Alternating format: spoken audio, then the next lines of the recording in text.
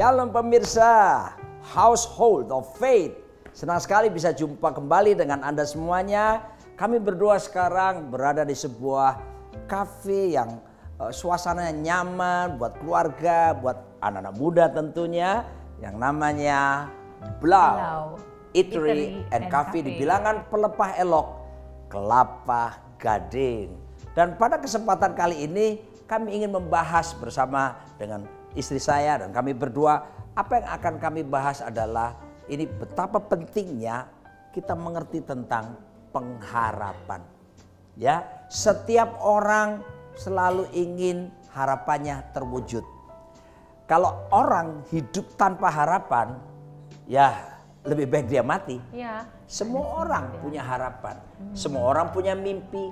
Demikian pula saat ini kami menjelaskan bahwa sesungguhnya Yesus itu adalah jangkar pengharapan kita. Nah, ngomong-ngomong ini kita berdua dulu kita kan sebelum menikah 31 tahun sempat pacaran. Tapi sekarang pun masih pacaran kan? Terus pacaran hidup, sepanjang kehidupan pernikahan. Kita. Yes. Nah, waktu sebelum nikah itu apa yang kamu harapkan ketika kita pacaran dulu? Nah, kami kan long distance ya. Jadi saya di Surabaya, waktu calon suami ada di Bali. Nah, karena memang masih PDP ya, kalau istilahnya di jabatan di suatu sinode kita PDP, pendeta pembantu, tapi kita plesetkan pendapatan pas-pasan. Jadi berhubung karena pendapatannya pas-pasan, kami itu bisa bertemu hanya let's say katakanlah 3 bulan sekali, 4 bulan sekali, dia naik pesawat atau kadang ke jalan darat ke Surabaya. Jadi harapan saya yang paling utama ketika menikah kami tidak perlu menderita harus pisah jauh-jauh gitu ya. Selalu bersama. Supaya bisa selalu bersama-sama. Jadi harapan pernikahan kami, saya membayangkan tuh, aduh nanti kalau menikah di malam pertama aku buka mataku, ternyata orang yang kucintai itu ada di sampingku. So sweet. Itu harapan saya.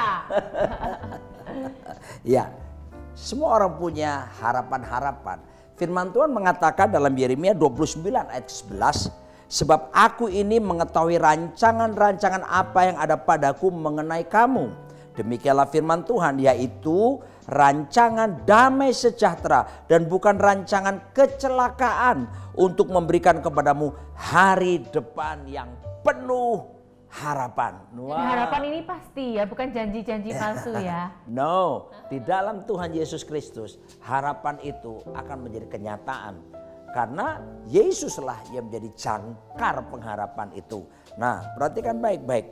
Masa depan kita itu sungguh-sungguh di dalam Kristus sangat terjamin. Karena apa? Dia menyediakan rancangan damai sejahtera. Nah, berbicara rancangan ini selalu berbicara untuk kepentingan masa depan, masa yang akan datang. Nah, rancangan itu apa saja? Nah, saya akan tunjukkan betapa ada rancangan yang paling utama dan ini seluruh keluarga harus mengetahuinya. Yaitu dalam Kejadian 1:26, Alkitab mengatakan bahwa Tuhan menciptakan manusia, diciptakannya serupa segambar dengan Tuhan itu sendiri. Luar biasa. Jadi rancangan Tuhan yang utama dalam hidup setiap kita termasuk keluarga adalah dalam keserupaan dengan Tuhan. Tuhan kita ini menginginkan kita ini memerintah di planet bumi ini bersama dengan Tuhan. Jadi ini rancangan utama luar biasa ya, di mana kita diciptakan serupa segambar dengan Tuhan. Wow, luar biasa bukan? Dan ini bicara tentang apa? Kalau kita lihat di depan itu ada rancangan, maka kita sedang perjalanan menuju ke depan. Nah, untuk bisa sampai ke depan sana, kita akan berharap supaya sampai ke sana. Maka itulah perlu muncul yang namanya pengharapan. Ekspektasi ya. Nah, benar. Di dalam kitab Yeremia 29 tadi, bahasa Ibrani daripada pengharapan atau harapan itu adalah tikwah. Tikwah itu kalau dalam perjanjian baru, itu pengharapan itu adalah Elvis namanya. Ya, Elvis Presley. Bukan Elvis Presley Elvis ya. juga isi. Are you lonesome tonight? Bukan itu. Elvis. Itu apa sebetulnya? Ya, kita gabungkan pengertian antara tikwah tadi, perjanjian lama, dan Elvis. itu seperti begini, sesuatu yang menghubungkan kepada hal-hal yang ada di depan. Nah, dalam bahasa Ibrani-nya itu menunjukkan seperti kabel atau tali. Tali yang menghubungkan sesuatu yang ada di depan. Nah, coba pegang. Jadi ini nah, pengharapan ya ilustrasinya nah, jadi begini, ini keadaan kita masa kini. Ya. Dan ini keadaan yang akan datang di sana. Dan Alkitab mengatakan bahwa tujuan utama kita ditempatkan Tuhan di planet bumi ini, tujuan utama kita hidup adalah menjadi serupa seperti Kristus. Itu tujuan akhirnya. Nah, untuk bisa dari hari ini sampai ke sana, maka kita perlu punya harapan supaya itu terwujud. Dan harapan itu adalah tali atau kabel yang menghubungkan masa kini dengan masa depan. Nah, jadi penting sekali hidup punya harapan. Bayangkan kalau nggak ada tali ini, kita tidak punya ekspektasi, harapan, keinginan untuk bisa sampai ke sana. Makanya Tuhan itu baik sekali. Dia berikan kepada kita apa yang disebut dengan iman, pengharapan, bahkan kasih di dalam hidup setiap kita. Ya. Kalau bicara tentang pengharapan itu, kalau kita ngomongnya ekspektasi. Ya. Contoh yang paling mudah itu adalah ketika saya hamil nih, anak pertama gitu ya. Nah, harapan pun juga butuh waktu kan. Betul. Kalau sesuatu yang langsung di depan mata itu tidak perlu diharapkan lagi. Tapi harapan itu butuh hari demi hari menunggu. Tapi sesuatu yang penuh semangat kita menantinya. Yes. Nah, pada waktu hamil kan butuh waktu 9 bulan. Benar. Tapi saya mengharapkan seorang anak yang pastinya itu Betul. lucu, pintar, mengemaskan gitu ya, dan pasti membawa kebahagiaan. Nah, itu yang terjadi ketika seseorang berekspektasi, Jadi, berharap. Berharap itu ada unsurnya, ada isinya. Iya. Isi daripada pengharapan yang pertama tentunya ekspektasi. Iya. Hal-hal yang diinginkan supaya terjadi di waktu yang akan datang, ya. Makanya disebut ekspektasi. Nah, setelah itu, Setelah ekspektasi pasti harus mengantisipasi. benar sekali, antisipasi. Jadi kalau kita berharap bukan berarti kita tidur-tidur, diem-diem, nganggur-nganggur, terus kemudian pasti Tuhan mencukupi. Tidak, berarti kita juga harus melakukan bagian kita, yaitu Benar. mengantisipasi. Ada bagian Tuhan, Ada bagian kita. kita. Sama seperti tadi ketika saya hamil, apa yang harus saya lakukan? Saya menyiapkan segala sesuatu kan, pakaiannya, kemudian box untuk tempat tidurnya, menyiapkan semuanya, termasuk menyiapkan hati kita dong untuk menyambut kelahiran. Nah, jadi selain ada ekspektasi, ada antisipasi. Ada mengantisipasi. Nah, dalam hal antisipasi, ini ada unsur menunggunya. Iya, iya, iya. Nah, Alkitab mengajarkan supaya kita itu dalam pengharapan itu mengharap dengan tekun. Iya. Karena ketekunan itu akan menimbulkan tahan uji. Tahan uji akan menimbulkan pengharapan, dan pengharapan itu tidak akan pernah mengecewakan. Tidak akan pernah mengecewakan. Kalau kita berharap di dalam Tuhan Yesus Kristus. Karena Alkitab mengatakan bahwa terkutuklah orang yang mengandalkan manusia ataupun mengandalkan kekuatannya sendiri. Iya. Tapi diberkati orang yang mengandalkan Tuhan. Artinya yang berharap kepada Tuhan. Karena dari Tuhanlah datangnya sumber pertolongan. Ya. Dan selanjutnya kita juga harus perlu confident. Rasa percaya diri. Percaya, Ya. gitu ya. Percaya bukan hanya karena pada kekuatan sendiri, tapi karena ada Tuhan sebagai jangkar pengharapan kita itu. Nah, tadi kan saya contohkan ketika hamil, kita punya pengharapan, kita punya antisipasi, tapi juga harus punya percaya diri. Karena kalau kita nggak percaya diri, kemudian kita nggak ada semangat untuk berharap. Betul sekali. Tapi ketika kita percaya, karena Tuhanlah jangkar hidup kekuatan kita. Jadi setiap kita, para pemirsa di rumah, pengharapan apapun itu, ingat jangan dengar kata dunia. Kata dunia, mana mungkin, ekonomi lagi susah, ataupun mungkin dokter mendiagnosa sudah tidak ada harapan lagi. Sudah tinggal senangkan aja, tinggal makan apa yang kamu mau. Terus kita mendengar apa kata dunia, kita nggak akan punya confident. Jadi untuk confident kita perlu pegang jangkar pengharapan tersebut. Betul. Ya. Contohnya seperti ini tadi. Nah, ya, setiap kapal atau perahu itu harus memiliki jangkar. Dan ketika jangkar dilemparkan, harus ada tali atau rantai yang menghubungkannya dengan jangkar tersebut. Nah, ketika sudah jangkar itu sudah tertanam dengan baik, walaupun dia mengalami goncangan laut, air, angin, badai apa, tapi kalau dia tetap terhubung, maka dia tidak akan kehilangan arah. Iya. Tapi kalau nggak ada ini, wow, kapal itu bisanya dia di Selat Bali, tahu-tahu dia bisa ada di Australia. Tapi dengan adanya ini, nah, demikian hidup kita, setiap keluarga, ketika kita terhubung ya lewat pengharapan kita di dalam Tuhan Yesus Kristus, maka hidup ini pasti Tuhan izinkan ada proses, ada badai, nggak apa-apa ya. Itu adalah bagian di mana Tuhan mau membentuk kita supaya kita semakin menyerupai Kristus, semakin mengandalkan Tuhan dalam hidup setiap kita. Nah, kegoncangan terjadi ya, tapi yang jelas kita walaupun mungkin ada pergeseran seperti ini, tapi kita tidak akan pernah lari jauh kemanapun. Dan perjalanan kita tak akan pernah mengalami hanyut, tidak akan pernah mengalami hilang, tapi sesungguhnya kita akan semakin berjalan. Nah ini ya, ibaratnya sekarang hidup kita hari ini ya, karena hidup hari ini dasarnya harus dengan iman. Kita sering dengar istilah 1 Korintus pasal 13 ayat 13. Demikian tinggal ketiga hal ini. Iman, pengharapan dan kasih. Dan yang terbesar ialah kasih. Kalau saya ilustrasikan iman tuh seperti kondisi kita saat ini. Ibrani 11 ayat 1 berkata, iman adalah dasar dari segala sesuatu yang kita harapkan. The foundation. Ini adalah dasar hari ini kita beriman. Nah, perjalanan iman terus. Maka untuk bisa sampai kepada keserupaan Kristus, karena Tuhan itu adalah kasih. Yang terbesar adalah kasih. Kita butuh ada tali yang menghubungkan. Itulah harap. Pengharapan. Pemirsa Household of Faith, berharaplah senantiasa kepada Tuhan.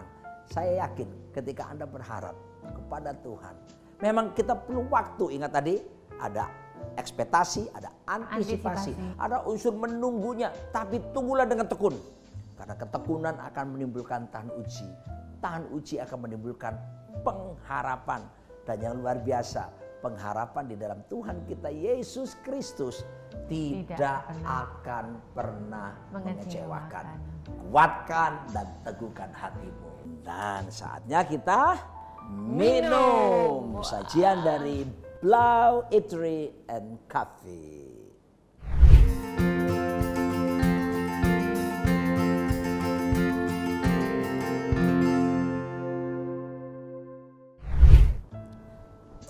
Pemirsa Household of Faith, dalam firman Tuhan dalam Ibrani pasal ke-6 ayat 19-20 berkata, pengharapan itu adalah sauh yang kuat dan aman bagi jiwa kita. Kalau kita punya harapan di dalam Kristus, itu seperti jangkar yang kuat, jangkar yang kokoh dan bahkan aman bagi jiwa kita. Kalau kita berharap pada Tuhan, memberi rasa aman pada jiwa. Jiwa bicara apa? Pikiran, perasaan, kehendak kita diberi rasa aman. Wow. Nggak galau ya. Nggak galau, nggak sampai stres. Karena kita punya pengharapan yang pasti di dalam Kristus. Yang telah dilabuhkan sampai ke belakang tabir, di mana Yesus telah masuk sebagai perintis bagi kita. Ini luar biasa ya. Ketika ia menurut peraturan Melkisedek menjadi imam besar sampai selama-lamanya. Perhatikan ayat ke-12. Karena kita sekarang mempunyai imam besar agung, Ibrani 4 ayat 12. Yang telah melintasi semua langit, yaitu Yesus anak Allah. Baiklah kita teguh berpegang pada pengakuan iman kita. Kristus Yesus disebut imam besar agung yang telah melintasi segala langit. Langit apa saja? Nah ini dia. Bisa saja langit kesusahanmu, langit sakit penyakitmu, langit kesedihanmu, langit kegagalanmu, langit persoalan keuanganmu, langit apapun yang menjadi beban kehidupan Anda. Yesus Kristus telah pernah melintasi semuanya. Dengan kata lain, dia bisa mengerti apa yang Anda rasakan, kedukaan, kesedihan, kegalauan, kepenatan, pergumulan yang berat, dia sudah pernah ada di sana. Dan saat ini pun kalau Anda berada di titik terendah dalam hidup Anda, saya harus katakan juga Yesus sudah ada di sana. Tapi tidak bisa dipungkirin ya. Ya. Kenyataan yang terjadi itu membuat kita tuh kadang-kadang goncang dari pengharapan. Ya. Apa yang kita lihat, apa yang kita dengar, itu akhirnya membuat kita goncang, goyah lah dari pengharapan. Makanya supaya kita kembali teguh dan kokoh dengan pengharapan kita, firman Tuhan berkata dalam Roma dikatakan bahwa iman itu timbul kembali ketika kita mendengar. Nah, mendengar dari apa sih firman Tuhan? Kalau iman bisa timbul dari mendengar, maka sebaliknya pemirsa, iman kita juga bisa goyah karena apa yang kita dengar. Makanya kita nih harus waspada dengan apa yang kita lihat, apa yang kita dengar. Jangan sampai itu menggoyahkan iman kita. Makanya bagus sekali kisah tentang Yesus dalam suatu perjalanannya. Suatu ketika ada kepala rumah ibadat yang bernama Yairus datang kepada Tuhan. Dia bilang bahwa anaknya itu sakit keras dan mau mati. Ya. Kemudian dalam perjalanan Yesus menuju ke sana, tiba-tiba ada seorang perempuan yang perdarahan selama 12 tahun. Di dalam Markus dikatakan bahwa semua kepunyaannya udah habis. Kalau kata kepunyaan berarti bukan hanya duit ya. Berarti itu sudah dia jual rumahnya, jual perhiasannya, aset-asetnya. Semua dia sudah jual, bahkan dia nggak punya apa-apa lagi. Dan firman Tuhan berkata, bukannya keadaannya semakin baik, tapi bahkan semakin buruk. Benar. Saya bayangkan kondisi seperti itu tanpa Tuhan, tadi seperti ilustrasi tali, sudah nggak ada harapan sama sekali. Dan kemudian ini yang sangat bagus. Di dalam Markus yang kelima dikatakan, ia mendengar berita-berita tentang Yesus. Mantap. Kemudian timbullah imannya. Maka firman Tuhan berkata, dia berpikir nih, asalku jamah aja jubahnya, aku akan sembuh. Dari mana pola pikir itu? Karena dia mendengar berita tentang Yesus. Makanya pemirsa di rumah, ayo waspada dengan apa yang kita lihat, kita dengar. Jangan izinkan apa yang kita dengar mempengaruhi pengharapan kita. Nah, benar juga begitu dia jamah jubah Yesus, firman Tuhan berkata saat itu juga sembuhlah penyakitnya. Dan ketika Yesus menoleh, terjadi pembicaraan dan Tuhan berkata, terjadilah sesuai dengan imanmu. Karena sekali lagi dikatakan iman itu adalah dasar dari apa yang kita harapkan. Betul. Dan bukti dari yang belum kita lihat loh. Benar sekali. Yang dia lihat apa? Sudah berdarah 12 tahun. Tapi justru pengharapannya, imannya menyembuhkan. Nah kemudian Yesus melanjutkan perjalanannya. Sampai ke rumah imam. Sebelum sampai ke rumah kepala ibadat tersebut, ada orang datang. Orang datang tersebut berbisiklah, dia bilang, sudahlah nggak usah ngerepot-ngerepotin guru lagi. Karena apa? Anakmu sudah mati. Dan firman Tuhan berkata, Yesus mendengar perkataan itu dan menghiraukannya, tidak menghiraukannya. Ini yang perlu kita belajar. Jangan menghiraukan kata-kata yang melemahkan kita. Betul. Nah, sesampainya di rumah anak Yairus ini, apakah yang terjadi? Satu rumah sudah ribut dengan tangisan. Dia melihat, firman Tuhan berkata dia melihat orang-orang menangis. Dan dia mendengar orang-orang menangis. Terus kemudian dia berkata kepada orang-orang tersebut, oh dia tidak mati, dia hanya tidur. Firman Tuhan berkata, orang-orang di sana mentertawakan dia. Apakah yang dilakukan Tuhan Yesus? Dia mengusir mereka semua. Dan dia bawa Petrus, Yohanes, Yakobus dan kedua orang tuanya untuk datang kepada anak tersebut. Jadi apa sih yang bisa menghalangi iman kita? Waspada justru kenyataan ini. Tapi apa ingatlah, yang dilihat, apa yang didengar, kata-kata yang melemahkan. Jadi jangan percaya pendapat orang lain, tapi belajar mempercayai apa yang dikatakan firman Tuhan tentang masa depan kita, tentang kehidupan kita. Sebab firman Tuhan berkata, iman timbul dari pendengaran. Pendengaran akan firman Tuhan Kristus. Nah, siapa yang paling dekat sama telinga kita? Bukan mulutnya orang lain loh.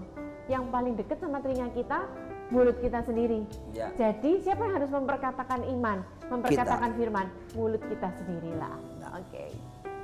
Sebab kuasa perkataan firman Tuhan berdaya cipta. Dari tidak ada menjadi ada. Langit bumi beserta dengan segala isinya. Dulu tidak ada, tapi karena Tuhan memperkatakan firman, maka terciptalah, jadilah terang, jadilah ini, jadi sesuatu. Oleh sebab itu, mari kita berpegang teguh pada pengharapan di dalam Kristus Yesus. Sebab Alkitab menjelaskan bahwa dalam Roma 15 ayat 4. Sebab segala sesuatu yang ditulis dahulu telah ditulis untuk menjadi pelajaran bagi kita, supaya kita berpegang teguh pada pengharapan oleh ketekunan dan penghiburan dari kitab suci. Ya, jangan lepaskan firman Tuhan. Setiap keluarga hidupi kebenaran firman Tuhan. Ya, lagu sekolah minggu berkata, baca kitab suci, dibaca, direnungkan, itu akan membuat pengharapan kita semakin kokoh, teguh.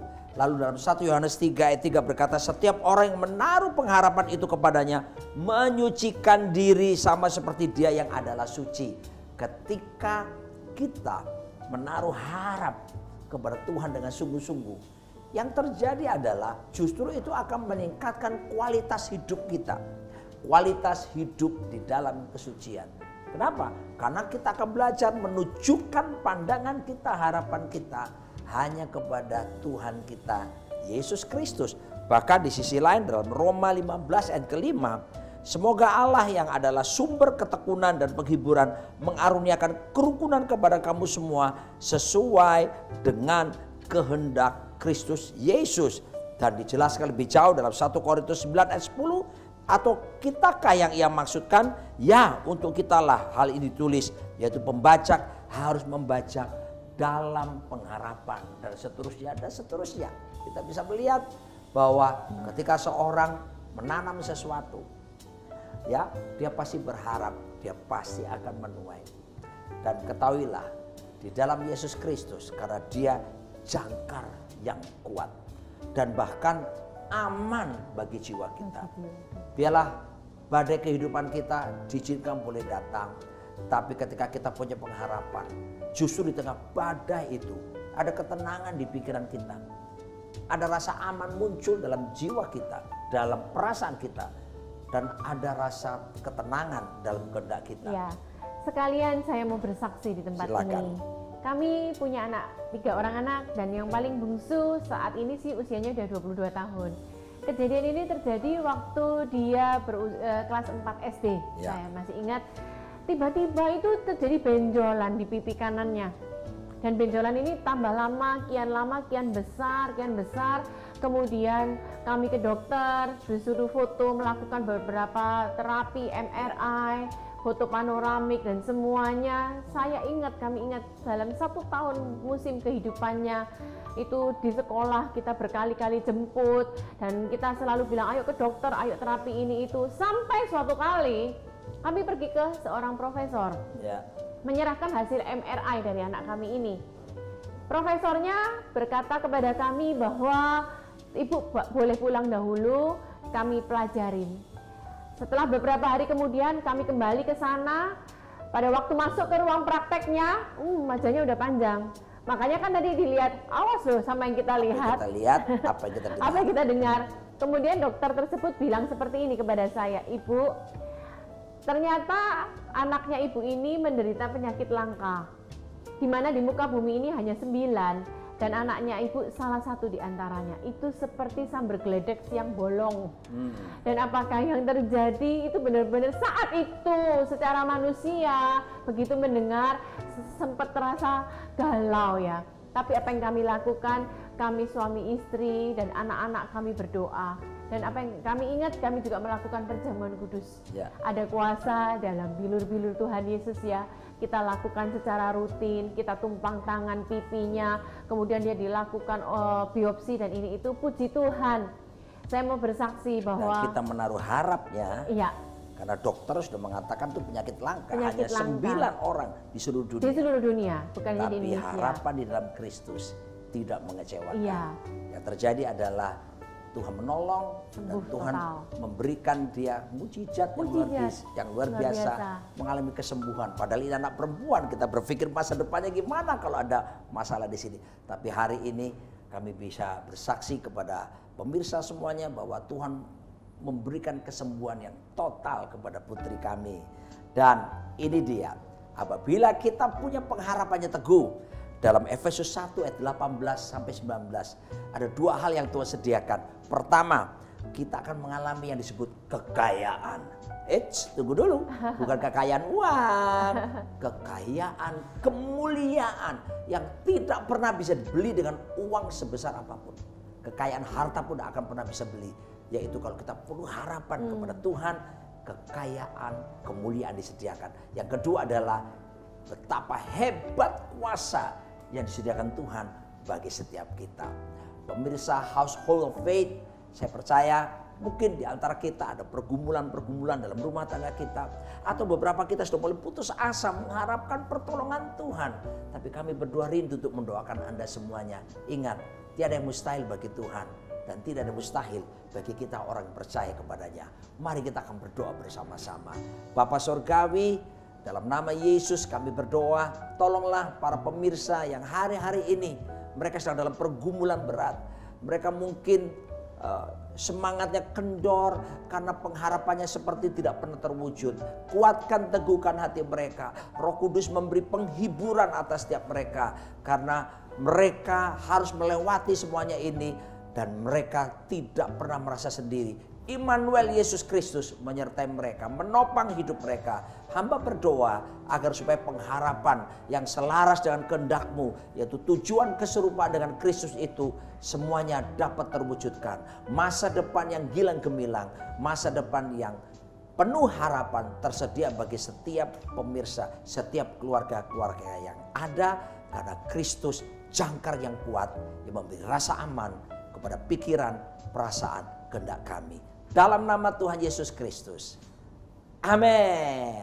Yuk kita nikmati berkat Tuhan di Blau Cafe and Eatery. Yes.